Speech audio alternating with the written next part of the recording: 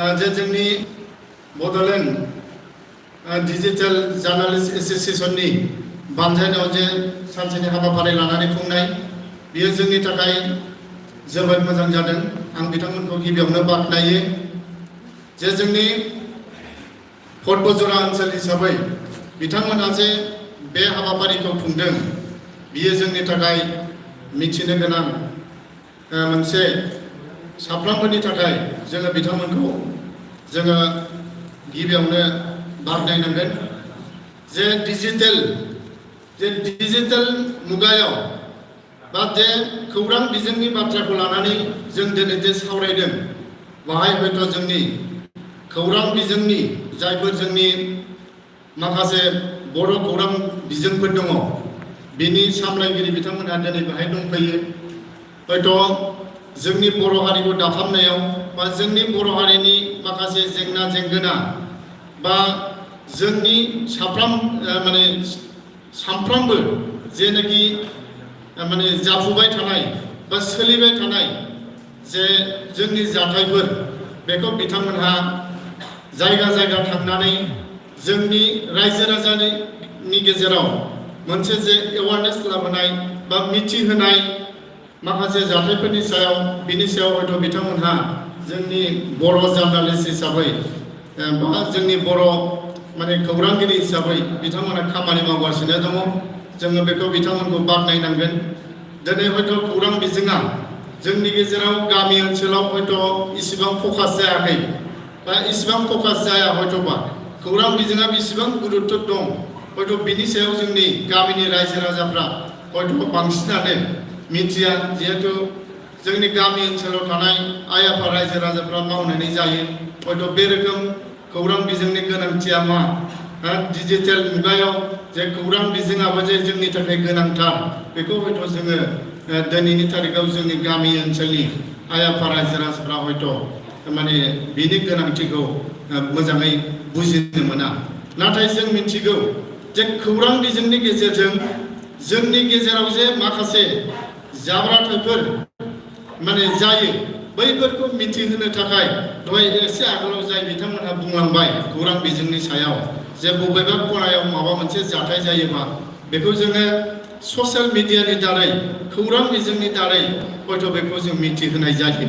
बबेबा खना खनला सोरबा बबेबा खना खनलानिफ्राय बबेबा जायगायाव थांनानै माबा मोनसे जाथाय जायोबा हयथ' बेयो माबा मोनसे एक्सिडेन्ट जाहैबाय बेफोरबायदि जाथायफोरखौ जोङो हयथ' बै जायगायाव हयथ' बै न'खरा बा बै मानसिया हयथ' जोङो मिथि मोना बबे जायगायाव थांदों बबाव मा जाहैदों बिदि जाथाया जोंनि गेजेराव गोबां जायो।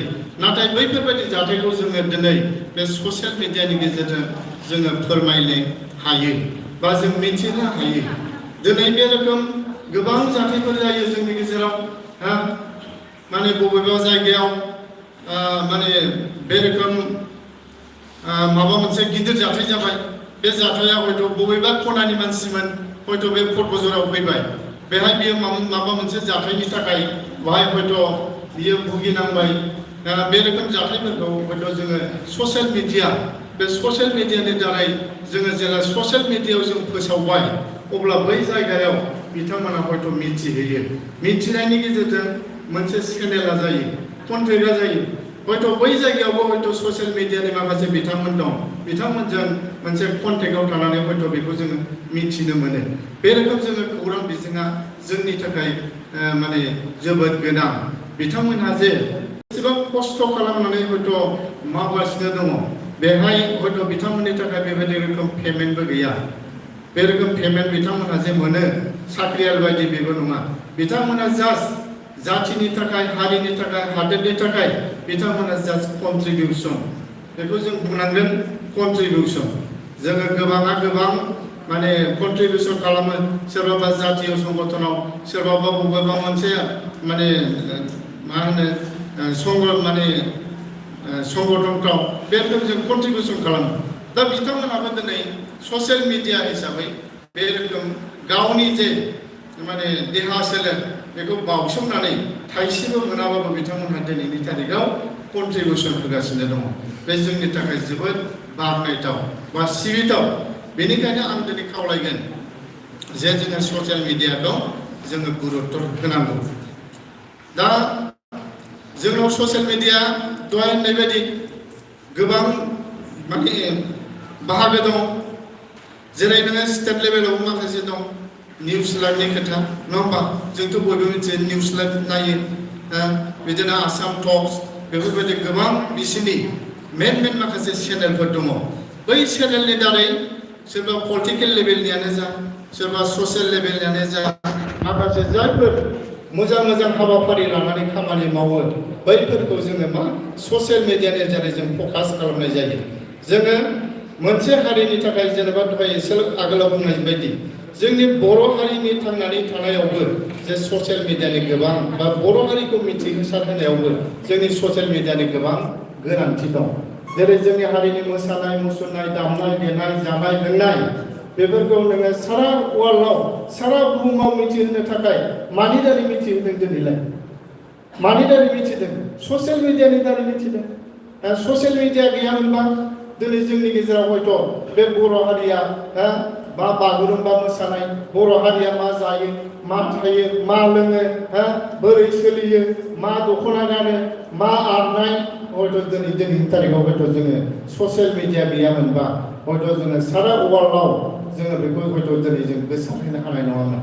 नाथाय दिनै मिडियानि गेजेरजों जोङो बे रोखोम जोंनि हारिनि बा गुबुन हारिफ्राबो बिदिनो गाव गावनि जेनाखि माने गाव गावनि हारिनि जेनाखि थामोनथा दावगाथाय बे रोखोम माखासे बिथिंखौ लानानै जे जों हाबाफारिफोर मावो बैफोरबायदि हाबाफारिफोरखौ जोङो बुहुमाव मिथिसारनो होनो हानायानो जाहैबाय ससियेल मिडियानि थ्रुयै जों मिथिसार होनो हायो।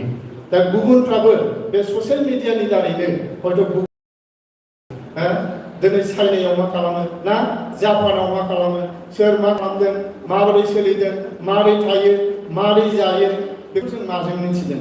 दिनै ससियेल मिडिया बे रोखोम माखासे बिजोंनि गेजेरजों हयथ' जों दिनै मिथिनो हादों।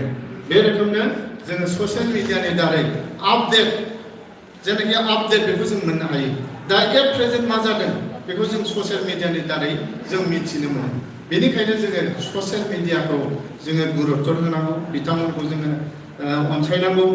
बिथांमोना हयथ' दिनैनि तारिखाव जे सेक्रिफाइस खालामदों बेनि थाखाय जोङो बयबो बिथांमोनखौ जोङो बानजायनानै लानांगोन, जोङो बजबनानै लानांगोन। दा आङो हयथ' बे समाव आङो गोलावथार बुंनो सानाखै, माखासे बिथांमोनहाबो बुंबाय। आरो जोंनि गेजेराव माखासे मिडियानि जेनाखि बिथांमोनहा मिडियाखौ सालायगासिनो दङ, बड'नि जायनाकि बड'लेण्ड बुब्लि, बड'लेण्ड रादाब, बिथांमोनहा सालायगासिनो दङ। बोरै सालायदों, ससियेल मिडियानि दारै मा इमप्रुभ खालामनो हादों, जोंनि हारियाव बा माने गुबुन हारिनि गेजेराव बेसेबांनाखि जों इमप्रुभ खालामनो हादों, हयथ' बैफोर माखासे बिथिंखौ लानानै बिथांमोना हयथ' जोंनि गेजेराव फोरमायगोन, बेखौ जों हयथ' मिथिनो मोनगोन। जोंनि बाहाय हयथ' जेसेबांनाखि दिनै जों बाहाय गेदारिं जानांगौमोन हयथ' बेखिनिखौ जोङो खालामनो हायाखै। मानो होनना बुङोब्ला बेयो दिनै फार्स्ट टाइम होनना बुंजायो जोंनि पर्बजरा हिसाबै जे हयथ' बे रोखोम खुंफेरनाय जायाखैमोन ससियेल मिडियानि गोनांथिखौ लानानै। दा दिनै हयथ' खुंबाय, बेयाव जायखिनि बिथांमोनहा दिनै बाहागो लाफैदों हयथ' जों बुजिनो मोनगोन। बिथांमोना दा हयथ' बुंलांगोन माखासे माने मिडियानि बाथ्राखौ, बोरै जों मिडिया हिसाबै मिडिया माने मिडियायाव जों खामानि मावनोबा जोंनाव मा मा रोंगौथि थानांगौ बैफोरखौ लानानै बिथांमोना हयथ' दा बुंलांगोन। साहसबो थानांगोन नङा होमबा? गोबां हयथ' दान्थे बिदान्थे जायो। सासे माने जार्नालिस्ट जानोबा ना खौरांगिरि, सासे रादाब बुथुमगिरि जानोबा जोङो बेसेबांखिनि रोंगौथि थानांगोन, माखासे हयथ' बेहाय कर्सफोर दङ। बै कर्सफोरनि सायावबो दा हयथ' बिथांमोना बुंलांगोन जे कर्सफोरखौ जों मोनो जार्नालिस्ट जानो थाखाय, बै जिनिसफोरखौ दा बिथांमोनहा जोंनो बरायना होलांगोन। जों मिथिगोन दा सासे जार्नालिस्ट जानोबा जों मा रोखोम जानांगोन, बिनि सायाव हयथ' बिथांमोनहा बुंलांगोन। सासे जार्नालिस्टआ ओरैनो जाब जुब माने जानो गोसो जानानै जानो हानाय नङा। ओरैबायदि माने बबेबा दावहा जादोंबा बावबो थांगोन। बेहाय बहुद थैनाय थांनायनिबो खोथा दं, बहुद खस्थ'बो दङ, बहुद